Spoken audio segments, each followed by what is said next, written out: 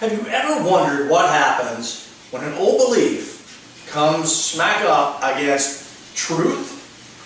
In New Thought, it's called chemicalization. And I can tell you from a first-hand experience, it's not very pretty. Can you get over it?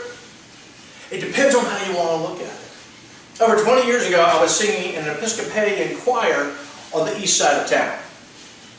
We had just finished the first service, and I was going to go down into the fellowship hall and get a cup of coffee. Dark, aromatic, rich, and flavorful. I got down there and said, "Hey, Tommy, hey, set me up with a cup of coffee. I'd love one."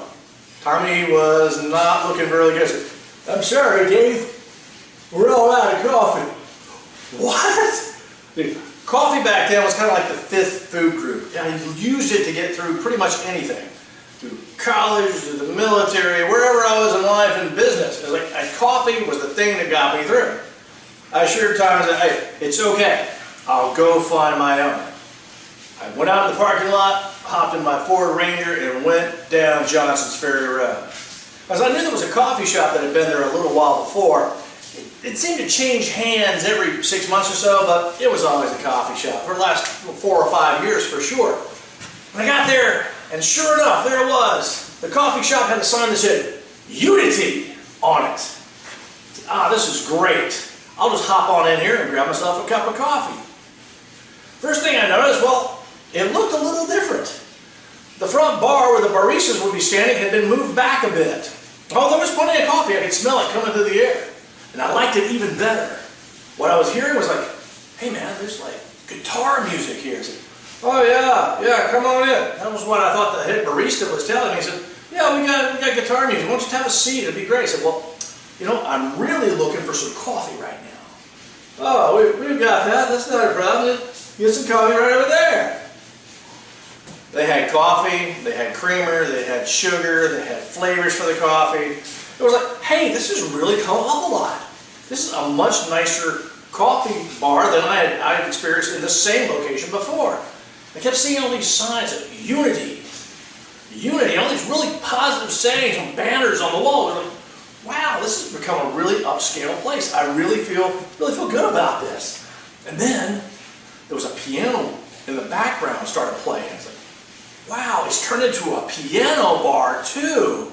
So I asked the guy, I said, "Hey, do you guys serve wine here, like on days when it's not Sunday?" I said, the gentleman was very kind. I said, "No, we don't serve wine. We don't serve wine." I said, "But hey, if you want to sit down, we're getting ready to begin." I said, my immediate thought was, hey, they're going to have a mini concert here. I got more than enough time to make it back for the second service over at the Episcopal Church. I'll just sit down and enjoy the show. I topped off my coffee, savored it one more time, and then made my way to one of the aisles. Hey, I'm just going to sit down here and enjoy the show. Little did I know, it turned out to be a Unity church, cleverly disguised as an old coffee house. Well, they got up and they started singing, and everybody's drinking their coffee, and they're having a great time. I said, well, okay, this is okay. But it does start to seem a little like church, but not like an Episcopal church. And how can this be a church? We're in the middle of a parking lot, in the middle of a shopping center. One of my very first old beliefs is that it was the building that made the church. So I hung around, sat back down, and we had some more music. I said, well, this is good. The guitar player was playing. The piano player was playing. People were swaying. I said, well, okay. And then they started talking about some crazy stuff.